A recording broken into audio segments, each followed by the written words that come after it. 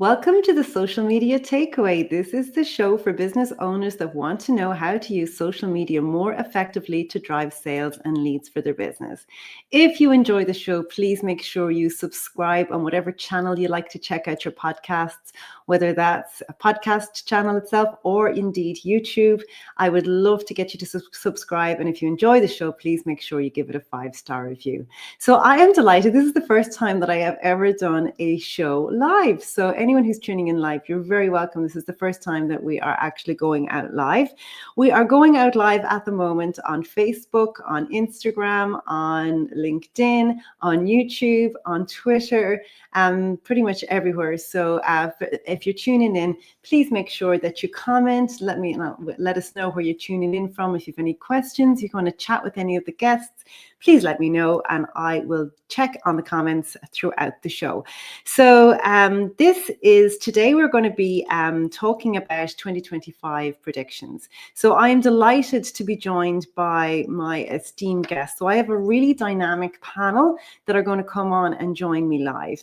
I have Louise Brogan, who is a LinkedIn expert, Anita Wong, who's an expert in YouTube and video, Samantha Kelly, who is an expert in Twitter. I'm still calling it Twitter X, and LinkedIn and community building. Julie Burke is a TikTok expert, and then Karen Sheehy is a Facebook and Instagram organic and paid ads expert. She also does a lot of work across LinkedIn, Twitter, and Pinterest as well. So today what we're going to be it's beginning of the year. So what I really want to do is invite each one of the guests on and talk about trends that they have noticed taking place on social media. So the thing about social media is if you're active on social media all the time, sometimes you notice things happen slowly. Okay, so I really want everybody to reflect on 2024. Let me know of what changes that they noticed, and then based on that, what their predictions are for 2025. So my first guest, I'm delighted to invite to the stage is Louise Brogan. Louise Brogan is a LinkedIn expert. She is an international speaker and podcaster who talks to audiences about building business online, marketing on LinkedIn, and building a YouTube channel. You're very welcome, Louise. Thank you very much, Louise. This is lovely to be here. Yeah, thank you. Thank you for being here. So tell me, what did you notice across, I know LinkedIn is really your channel that you specialize in, but you use YouTube really as well effectively to help drive leads for your LinkedIn business. So across those two platforms and social media in general, tell me what you've noticed. So it's really funny. LinkedIn continues to grow and has been really since 2020. The growth has been massive, and more businesses and entrepreneurs, I think particularly, are realizing that they should be on LinkedIn. The number of people, Louise, that say to me, "Oh, I really need to be on LinkedIn." And I'm like, yes, you do. It's always increasing. But what I've noticed is, I don't know if you remember, probably this time last year, on your LinkedIn newsfeed, you would have seen a lot of selfie posts, which is someone would write a post and then their photograph would be like a big selfie of their face. And those seem to have died down a little bit on LinkedIn. I will still put a photograph up with a post because I know it lands with the audience, but I'm definitely seeing a little less of those as we came to the end of 2024. But what I'm seeing a huge growth in all through last year and into this year is the focus on video on LinkedIn, which is great because actually that's what we do with our clients. We help them to create video content for LinkedIn, but it's become such a growth area for LinkedIn that they have come out with a new video tab on LinkedIn on mobile. And there are recommendations now directly from LinkedIn about that video content. And that is to try and keep video content under 2 minutes long. Ideally, doing your video in the portrait, so like the vertical style, and also you obviously write a post with it. Now, you still can upload video content to LinkedIn that is under 10 minutes long. They don't allow you to load a video that's longer than 10 minutes. And when you do a live stream like we're doing now, they ask you to do it for longer than 10 minutes. So that was like the cutoff before.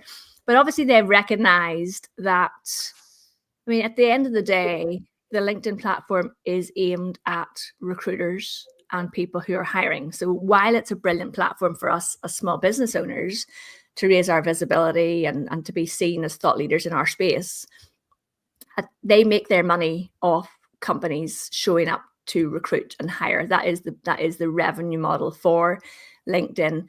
But what we've seen across all social media is the short form content captures the younger audience. And I say younger, like I'm 50 years old now. And so the people who are in that, post-school, post-college area of life where you're maybe changing your job every couple of years. So that, I don't even know, what are they called now? Are they called Gen Z, or I can't remember which definition it is. But that audience is attracted by short form, engaging video content. And LinkedIn has recognized that. And that's why it is encouraging people like us to go and create that content. And sorry, Louise. So doesn't surprise me at all. Like, I know, like, actually they're all following TikTok, which is funny because like even Meta is following TikTok and trying to copy TikTok. Yeah. And if you sit down and watch your TV this evening, you watch the commercial ads, if you even watch any segment on the news or any segment on any current affair program, it is that fast moving, short form kind of segments that literally hold our attention, and that's why they tend to work. So I'm actually secretly delighted that LinkedIn have introduced this new video tab, because it just makes it easier for agencies like you and me that can now create a reels style video, and it will work equally on across multiple platforms, which is also always good if you're trying to create your social media efficiently. So I love that. So yes, the selfie posts have died down. I still do them. Do you know why? Because they're easy to do and they still get a lot of attention. Yeah, and they work because it's the real face that works. And if it's not, if it's not perfect, so what? The video tab, videos under 2 minutes. Yeah. So is that your prediction then going forward for 2025? Anything else then you wanted to include in that? What's interesting is the volume of AI content on LinkedIn. And there's two sides to this, because LinkedIn are owned by Microsoft, who are part owners of ChatGPT, the OpenAI platform. So they are bringing in a lot of AI. And if you have a LinkedIn premium account, you will see this everywhere. They're encouraging you to write your profile with AI, optimize your posts with AI. So they're embracing AI in that way. But the negative of that is we are seeing so many companies and individuals who are using AI to generate comments on posts, and it just stands out like a sore thumb. So this morning I did a post about I met somebody yesterday for a mentoring session, and I did a post about it today, and I've got really interesting conversational comments underneath, and then one by a company page that is so obviously written by AI. It's like, I'm not even going to respond to this comment because it's just so generic and it's just like a waste of time. So there's a battle on, I think, probably across all social media for AI to be used as a tool, because it is really, really useful as a tool, but to not create your content just with AI, because you're not going to stand out anywhere. And it actually makes you stand out in the wrong way. It makes you look like you are just too generic. So it's going to be really interesting to see where AI goes this year on LinkedIn. I completely agree. Okay, so there are 3 brilliant suggestions. The video, so keep a focus on video, keep it under 2 minutes or as short as you can, and embrace AI as a tool, but don't let it write your comments for you. No, because you can see them, and it's really disingenuous, and it puts people off. So, Louise, thank you so much for your predictions, and I look forward to maybe checking in with you later on in the year to see if anything has changed. Super, thanks so much. Thank you. So thanks so much to Louise for kicking off the show. What I want to do now is give myself a plug for, I'm going to find my banners or my media assets for my 2025 social media planner and guide. So if you haven't already picked one up for yourself, these are available on Amazon. You can get them in paperback format, in which case it'll also be accompanied by a diary. The Kindle format has all the advice at the front, and it also has the free resources. So there's 377 worth of free resources with the planner, and the free masterclass that comes with the planner is taking place next week. So if you buy the planner today on Amazon, even if you buy the Kindle format, you're going to get immediate access to those resources, and you can register for the masterclass. If you buy the paperback, you mightn't have it yet, just email me proof of receipt, and I'll get you there. So I am going to just play a little video about the planner just in case you haven't heard about it so far. Save time and get better results with the 2025 Social Media Content Planner and Guide. It's packed full of tips and advice on how to create better content, how to use ChatGPT to save yourself time and get better results. There are over 400 prompts for special days to give you inspiration for every single day, and there's $377 worth of free resources, including an online masterclass in January 2025.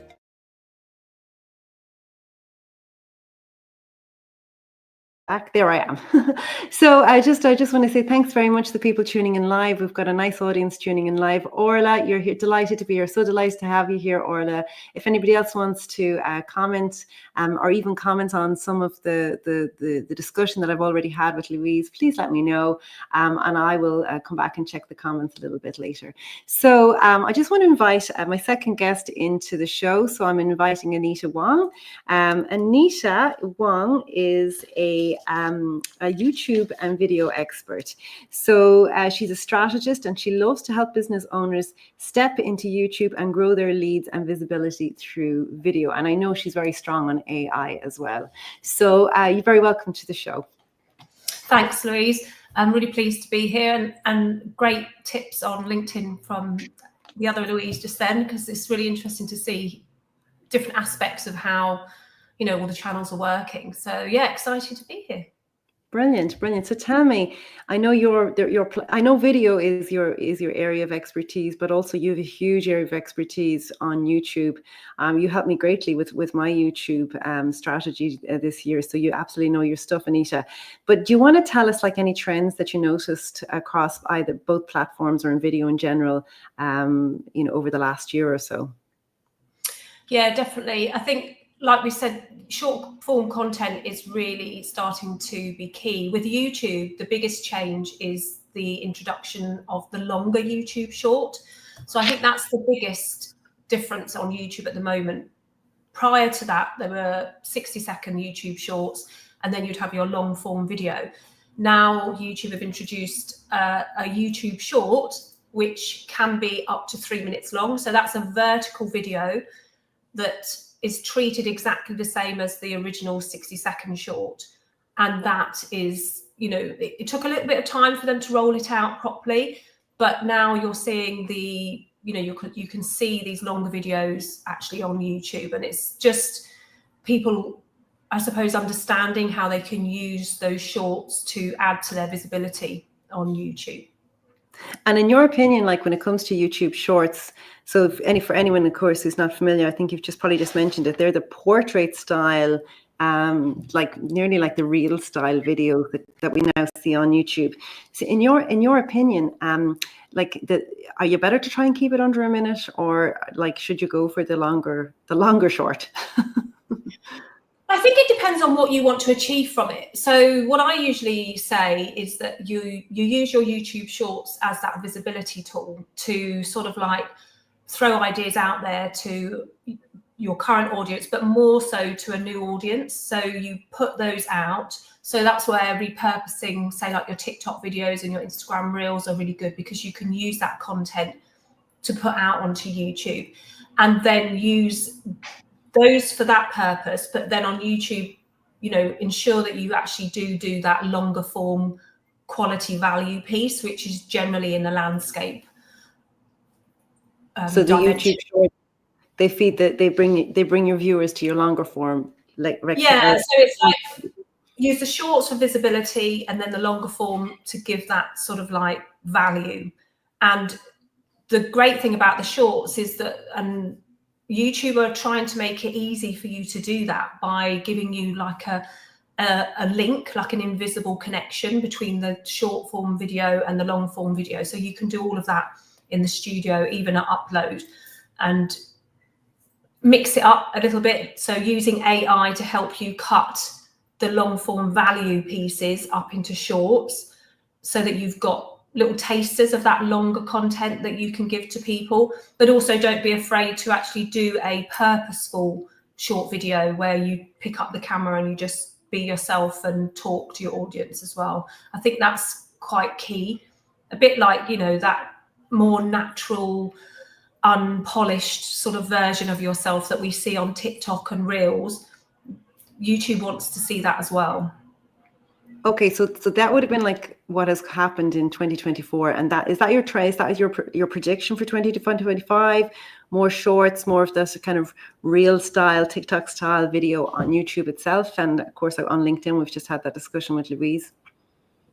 Yeah, and building community. I think YouTube is somewhere that is overlooked as a platform where you can build your community. So YouTube have really created a hub within the YouTube sort of like platform for you to actually build a community. So you can actually do community posts within your YouTube channel. So although YouTube is video first, and I think that's always going to be the same way, they really are encouraging their users to build a community, and you can do that through the YouTube app by asking your community to get involved with what you're doing, offering memberships and lowering that sort of like tier to allow people to build a community on there. So predictions for 2025 would definitely be embrace video and don't be afraid to repurpose what you're doing on other short form platforms onto YouTube, and also just embrace that community feel on YouTube so that you can actually engage with your audience more.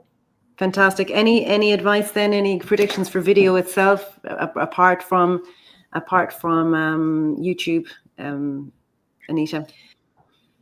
Generally speaking, just to be authentic. You know, I think a lot of the things that stop people from stepping into YouTube is that whole worry that things have to be really polished. But actually with the introduction of short form video, is just to actually pick up the phone and start speaking to your community through video. And I think that will really help you step in and embrace video as a whole, and don't be afraid to use AI to help you do that. Okay, brilliant. I love it. Thank you so much for those predictions. Really enjoyed that. And Anita, we'll check in with again later on in the year. So thanks very much to Anita. So any people are wondering what the message on below is. If you buy my social media planner and guide today, you get it on Amazon, you can claim your free resources, and then you can join my free ChatGPT powered content creation masterclass, which is on next Tuesday live. There'll also be a recording of it available to you as well. That comes free with the planner. So if you buy the Kindle version of it, you get instant access. You can claim the resources, and if you buy the paperback, just email Kim at sellonsocial.media with your proof of purchase, and we'll send you on the link to claim your free resources. So I'm delighted now to invite Samantha Kelly, also known as the Tweeting Goddess, to join me live on the show. So Samantha is also known as the Tweeting Goddess, and has a wonderful expertise on Twitter, but also has equally an expertise on LinkedIn, and really specializes in building communities, which is a huge area that she works in. She's an international speaker and small business champion. You're very welcome, Samantha. Thank you. I'm delighted to be here. It was a great listening to Louise and Anita as well. Yeah, brilliant. Great. Yeah, it's great. Yeah, I love hearing people's experiences, because no more than yourself and myself and the two girls, like, we're on social media, we are living and breathing it every single day. And I think, it's wonderful then that people can tap into our insights, because, we will all have different insights. And I can't wait to hear yours. So what trends did you notice emerging throughout 2024, Samantha, first of all, before we go on to your predictions? Okay, well, obviously there were big changes around Twitter, or X, as it's called now. My Twitter handle is Tweeting Goddess, but I didn't want to change it to X Goddess because I thought I might get the wrong audience, But obviously there were a lot of people who left the platform. However, Twitter will always be the place that people will go to that might not necessarily engage, but they're lurking, they're watching, because they want to see live news as it happens. For example, when the fires happened in LA, people were going to Twitter to find out information. So you cannot beat that for real-time information, news as it happens. You will never be able to beat Twitter for that, or X as it's called now. So obviously we saw that big change. A lot of negativity around about it. But however, you see, people seem to forget, and Gary Vaynerchuk said this yesterday online, social media is not negative. It's about how you use it is what makes it either negative or positive. Who you're talking to, who you're following, the videos you're watching. So that will affect your feed. So I just wanted to point that out as well. It is worth learning how to use it correctly, especially if you're a business owner. Another thing that I saw coming in was, as Louise mentioned, the vertical video feed in LinkedIn. They also stopped using LinkedIn audio, and I was a huge fan of LinkedIn audio. Yeah, they're not using LinkedIn audio anymore. So they didn't really promote it much anyway, but it was very good and very useful, very powerful for building new connections. And on LinkedIn, it's all about people, and people talk about it as a professional network, but it is still about people and humans behind the business. Don't forget, there's a human behind that photograph on LinkedIn. So I'm all about people buy from people. And if you connect with people on LinkedIn, you're connecting with a human, So just remember that. So yeah, they got rid of LinkedIn audio. So LinkedIn Live is something I do a lot, which is what we're doing here right now. So we're live across different platforms. This is StreamYard. There's other platforms as well that I use a different one. But, it's really powerful. It gives us a piece of the pie. It gives the normal person or small business owner a chance to share their knowledge and a chance for them to be seen by a bigger audience. And I think that's really nice. And I love that also about X. Like, there's a creator program there. For example, I'm on the creator program. So there are opportunities there to make money from being a creator, So these are all lovely things that I think people don't talk about much. And then another thing that I noticed was more influencers on LinkedIn, so influencers, you can influence the influencer if you are giving value, if you're sharing your knowledge, and if you're helping others along the way, and you're showing your thought leadership. So I've noticed a lot more business and bigger brands are using B2B influencers. People like myself, people who have an audience of small business owners or have an audience of business owners, and there's a lot more talk about that. There wasn't before, because people sometimes think of an influencer as, someone taking selfies in a beautiful, curated, beautiful house, beautiful scenery and all of that, like on Instagram. But actually, if you have, it could be a micro influencer, it could be someone that is actually only got like 5,000 connections. But if you have an engaged community, and community is really important, if you have an engaged community, people will want to get in front of that community. Sam, I'm going to ask you a question now. So recently we had Mark Zuckerberg announcing that they were getting rid of the community, what would they call it? They're looking at the content. It was moderators, getting rid of community moderators. And they were going to kind of follow what X are doing, or Twitter are doing now, where it's kind of more community moderation. Like, how have you found that? Have you noticed like what the moderation is like on Twitter, and how do you think that's going to work then across the other, like the Meta platforms? Oh, I don't know. I'm not a Meta fan, so I can't really, I have to be honest, I wouldn't know enough to comment on that. However, I can find out for you afterwards. I'm just turning off my phone because I thought it was off. Sorry. But the community, the best moderators are going to be people within the community, the people who create the communities. I don't see a big community on Twitter and X. They have a communities section where you can create, but it's never worked for me. Community is all about engaging with your audience and getting into the private messages and building relationships, and then taking it offline to a Zoom call or to a cup of coffee. So that's the way I build communities. It's about making your community feel special instead of seeing what's in it for me. How can you bring value to your community? So I wouldn't be in a good situation to answer that, because I don't really spend much time on Facebook and Meta in general, Instagram. Oh, no, I was just kind of wondering, like, in terms of the moderation. So if there's any problem content, do they deal with it well on Twitter? I suppose that's the question to ask. No, I don't think so. I don't feel like they do, but then I don't see a lot of the terrible content that people Yeah. because of my feed is so fluffy. Yeah. No, that's fair enough. I think it'll be an interesting space to watch. Yeah. I think Meta, to be honest, I think Meta have problems at the moment. I think that they are really struggling. They are so following, really watching what TikTok are doing so closely. And now, like, I just really wonder where it's all going with that announcement last week. But anyhow, time will tell. I'm laughing here at the comments. Louise Brogan says that she had the funniest brand collab that she had was from Febreze. So I'm sure you could have made that work, Louise, if you tried. So thanks to Louise for that. Also, hello to Evelyn.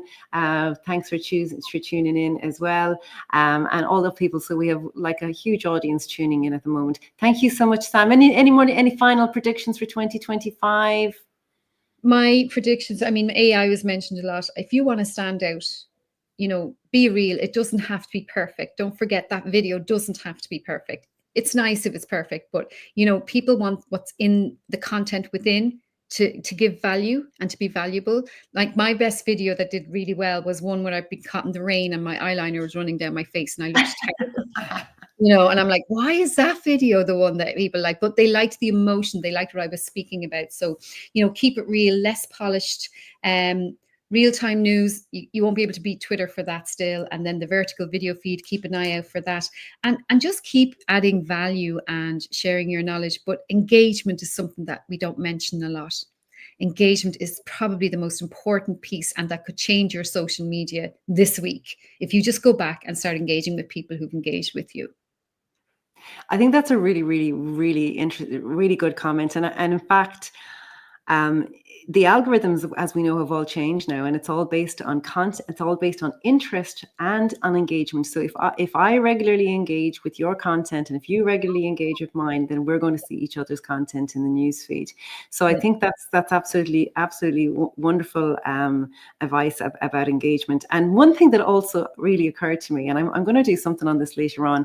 I don't know if anyone noticed, towards the end of 2024, people started sharing their LinkedIn in review, and so you could kind of click this link and then you got this card about, how many followers you had. And what I noticed about the people that were the most successful on LinkedIn, the amount of comments that they had generated. So not posts, not, they comment, they take the time to comment thoughtfully on other people's posts. And I think that makes a huge difference. And Louise Brogan hit the nail on the head as well. Comment authentically. So I think that's so super important as well. They're fantastic predictions, Sam. Thank you. No, you're welcome. And I just want to say well done for doing this, because this is going to help so many people. And I don't know if I'm allowed to mention Social Media Fest. I mean, you're going to be speaking at that, and Anita is, and like Louise spoke at the last one. So do check it out the 9th of April if you want to learn more cool things like this. Fantastic. Thanks, Sam. I'm looking forward to that. Getting to Dublin for 2 nights and speaking at that, and networking and meeting people in real life as well as online. Thank you so much. So next I'm inviting onto the stage, we have Julie Burke. You're very welcome to the stage, Julie. Caught putting my light on. Caught putting your light on. That's okay. It's real. It's authentic. It's going to stand out more, Julie. So Julie is a comedian and she is a TikTok expert.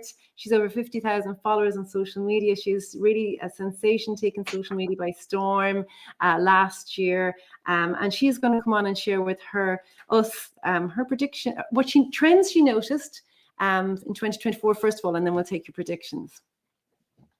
I think a lot of the trends that I saw, particularly on TikTok, was a lot of women of my age group and demographic jumping on and saying, oh, I thought this was all for young people. Oh, it's actually for people my age too, and we can have fun. And the other thing I noticed is that people of our age are actually much funnier as well. So I think the biggest trend that I've noticed is that, every age category is hitting TikTok. It used to be the young person's app, and now everybody is on TikTok, businesses included. And what it has done for small businesses has been transformational. So to get somebody that has like 2 million followers commenting on a product you're selling, all of a sudden this business has rocketed and sold out within days. So that's the change that actually social media can have to a business. It's incredible. Yeah, I know, I totally agree with you. I've been saying that, like, in our agency for the last few months now. I'm like, TikTok has gone mainstream. Everyone is on TikTok, and it might not be your channel, if depending on who your target audience is, but for many businesses, if you're active on Facebook and Instagram, and it's working for your business, chances are you need to be on TikTok. So I'm talking about coaches, hotels, retail, so businesses, every age group is on TikTok now. I'm always watching people, and like my husband and all his friends, and so a demographic that you would not get hanging out on other platforms. They're all there. Every age profile is there. So I'm so glad you started off by saying that. So any other trends that you noticed then in 2024, Julie, from a TikTok perspective? I think what I noticed was, and unfortunately this is the case now with the new legislation coming in the States, was a lot of people dropped the ball. So they really poured their focus into TikTok and they kind of forgot about their other platforms. So they stopped putting as much effort into Instagram and Facebook and Twitter and places like that. And they really just put all their eggs into one basket. And that was quite unfortunate for particularly a lot of the US creators. Now they're starting to face the fact that they may actually have over-egged the yolk on TikTok, and now they're really scrambling to try and move their followers from one platform to another, which is quite stressful. Yeah.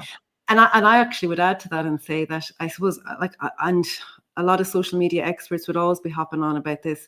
Like, your social media exists to grow your email list. Full stop. And this is an exact example of like why you never want to depend on social media, because for this exact reason, like, we're not sure, like, what do you think is going to happen with TikTok in the States? What would you think? Any?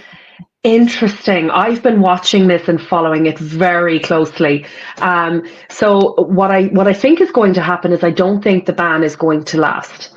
I predict that they are going to ban it for a while, but they're going to realize very quickly. So what's happening at the moment is, I don't know if you've heard of Red Note, but everybody's jumping on Red Note. And Red Note is China-based. It's very similar to TikTok. We've had over 500,000 people sign up.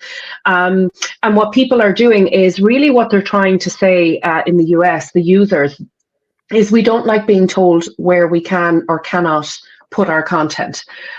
So Red Note again they could have chosen lots of other apps to try and migrate to, but what they've done is they've opted for Red Note. So I think what's going to happen is that obviously the legislation wasn't focused on Red Note. It was focused primarily on TikTok because that was the major competition there. So I think what's going to happen is they're going to realize very quickly that, look, this is like whack-a-mole. When we take down TikTok or when we ban Red Note, something else is going to pop up that we're going to have to contend with. And really, I think it's more around education and, talking to people and saying, look, we recommend, we're going to educate you on why we don't think you should be using these particular apps, or in particular, putting all your eggs in one basket.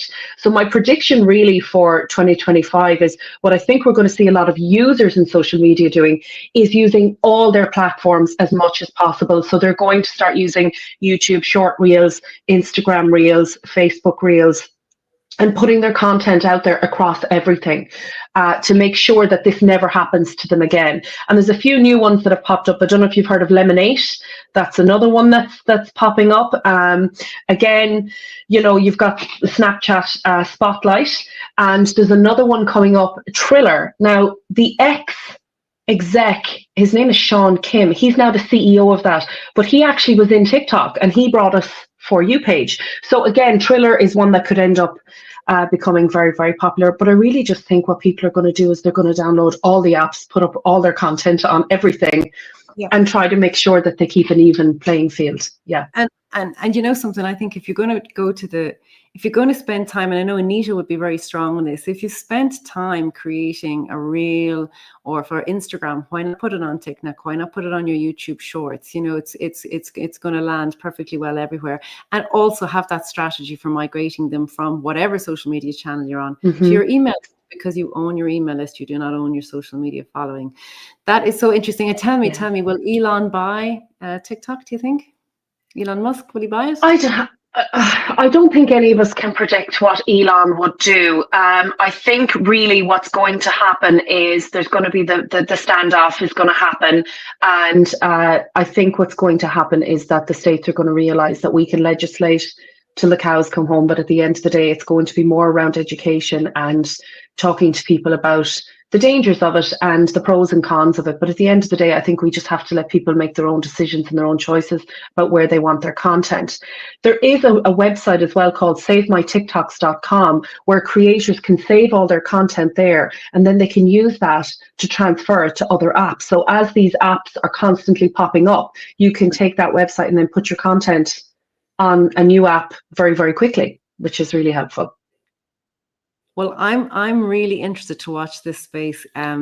Like, we have a new president coming in on next Monday, who's very much connected to Elon Musk. The TikTok getting banned. Like, I'm just really interested to watch this space and to see what happens. But for you, for business owners, protect yourself, create content, repurpose everywhere, save it yourselves, and grow your email list. Julie, fantastic predictions. I can't wait to see what happens in this space. Me too. Exciting. Continued success. So next I want to invite to the stage is Karen. Karen, there we go. There she is. So Karen works on my team. She is a senior social media account manager on Salon Social Media Agency. And she would work with our clients. We work, I suppose, I would have said maybe last year, predominantly Facebook and Instagram. I think LinkedIn has grown phenomenally for our clients over the last 12 to 24 months.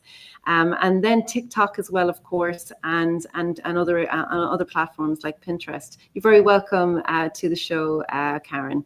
Karen, what trends did you notice in last year that you think is going to help impact on 2025? Yeah, so I'm probably going to reiterate, if I can say that word, a lot of what Louise and Anita and Sam and Julie were saying there as well.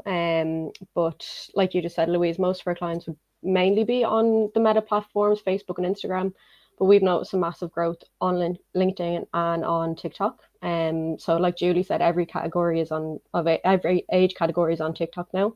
So I think if you're not on it, you're probably missing out. There's also so many different sides to TikTok. Probably hear of like book talk and food talk and fitness talk and interiors talk. So there's a niche for almost every industry on TikTok. One of our clients in particular had a reel that reached over 40,000 on TikTok, and that exact same reel reached 4,500 on Instagram. So there's a exact same reel just repurposed on TikTok, and it reached almost 10 times the amount on Instagram as it did on TikTok. So there's a massive reach potential on TikTok, especially for like that was interior design particularly. But there's so many niches on TikTok that people should be taking advantage of. And the same with LinkedIn. LinkedIn would be a big platform for majority of our clients, especially if you're a coach, a consultant, a facilitator, or even just a general entrepreneur. It's a no-brainer. You have to be on LinkedIn really, and being authentic on there as well, like everyone was saying, is really important.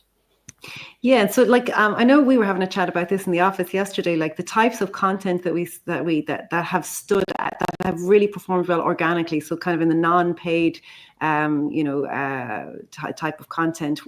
What were your insights there, Karen? People-focused content is essential. It's always the best performing post for us. If your feed is just full of sales content over and over again, nobody's going to stop and look. Content that features people always outperforms the other content pillar. So you kind of need to personify your business if you want people to connect with you. So like, for example, recently we've been posting just simple kind of staff profiles for clients. And one of the first ones we did for one of our clients reached over 150,000 people. just because they had a local following. People recognized the worker, they share it on, people comment, tagging them in it, maybe previous employers are reaching out, connecting. So once you have people in your content, it really tends to perform well on all platforms. Having a face to a business is crucial, and not just the owner's face, but the staff as well, and putting a connection there for people to reach out with, Yeah, I know that was a really good example. Like, and they had like a following of only a few thousand. So to reach like how what, nearly 150,000 on the back of a few thousand just goes to show you the interest as well that there was in the post. And I know people might have said to me over the years, but sure, what's that going to do for the business, a staff profile? That actually keeps you top of mind. People still know what you do. They still know what, they can check out your profile, check out your other posts. And that one staff profile can bring somebody to your account. And then if they check out your other posts, then and they're in and they have they need what you're selling. It always benefits. So that people focused within your content. Anything else then you noticed as well, Karen? Kind of following on from, I think, what a lot of the guys said there is keeping your videos short. Videos are getting shorter and shorter. People's attention spans are getting less and less. So yeah, try and keep your videos to under 2 minutes, even under a minute. In the case of maybe Instagram Reels, you'll see on TikTok, like, people will do a series of short videos. You might see part 1, part 2, part 3, and that mainly because people have short attention spans, but also to keep people engaged and coming back for the next video. So yeah, I've definitely noticed the shorter form videos always tend to outperform videos that are over a minute on especially on meta platforms. Yeah, and I know another thing we were talking about yesterday within the agency as well is that, like, if you're going to sell, you need a budget. Like, so if you do want to have those posts where you're selling something, and just even to follow on just from what Julie was saying as well, that actually there's huge value at the moment for TikTok ads, because as an advertising platform, it's not as busy as Facebook and Instagram at the moment. So huge value anyhow in paid ads if you do them correctly, but also hugely on TikTok. And then, yeah, we were also talking about the benefits of planning. So I know you are the queen at this. So tell us.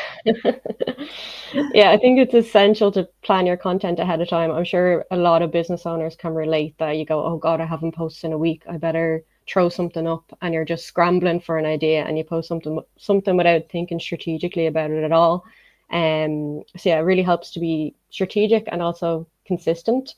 So that's where the planner can be really helpful. And if you're really struggling for content ideas, there's loads of national days, international days in there that often help us just tie in nicely with something there's always something that you'll find that you can relate to your business. And when you download the planner, you also get the Excel format of the social media content planner, which is really helpful. We use it for all our clients. So yeah, it just really helps you to be consistent, because you need to be showing up. And I know it's every one of our clients say, oh, I just don't have time. I just throw something up every couple of weeks. And that's where planning is essential to keep you consistent. Fantastic. Thank you. Thank you so much. So thank you, Karen, for joining me. And thank you to all my guests who joined me today. I think it's been a really, really interesting show. I think the big themes, I suppose, AI, use it as a tool. Don't lose yourself to it. Make sure that you get yourself and your employees out front and central. It doesn't have to be perfect. Use AI, of course, to increase your productivity and to get more tasks done. Absolutely. Video is crucial. Short-term video, whether that's on Instagram or YouTube, or of course it was born on the likes of TikTok and Instagram, but short-term real portrait style video is absolutely massive. And spend time planning, spend time being strategic, because if you want to spend the least amount of time getting the best possible results, that is what's going to do it for you. So for anyone who has bought my planner, please don't forget to claim your free resources. If you get you'll find this on Amazon. If you just search for Social Media Content Planner and Guide or my name, you'll find it.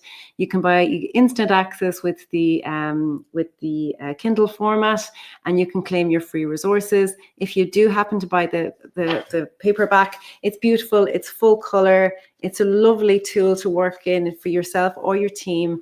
And if you have proof of purchase, because you may not have, you may not get it before my free masterclass next week. But if you email Kim at sellonsocial.media with proof of purchase, we'll send you back the link and you can register for the free masterclass. So the masterclass, I keep saying next week, when is actually the masterclass? I can't remember if it's Tuesday or Wednesday. The masterclass is taking place on Wednesday, the 22nd of January at 11 a.m. ET or 4 p.m. GMT. And if you're watching this or tuning into this podcast after, don't worry, because the playback of that is going to be available for you all year. And that masterclass is going to help you how to use ChatGPT to create your content for social media. So it'll be a really, really fun and interesting masterclass. Thank you to everyone who has tuned in. Thank you to all my guests, to Julie, to Louise, to Anita, to Samantha, and to Karen. Thank you so much for coming on and sharing your expertise. And thank you to everyone who has joined in live. I would like to wish you all the best, success, health, and happiness for 2025.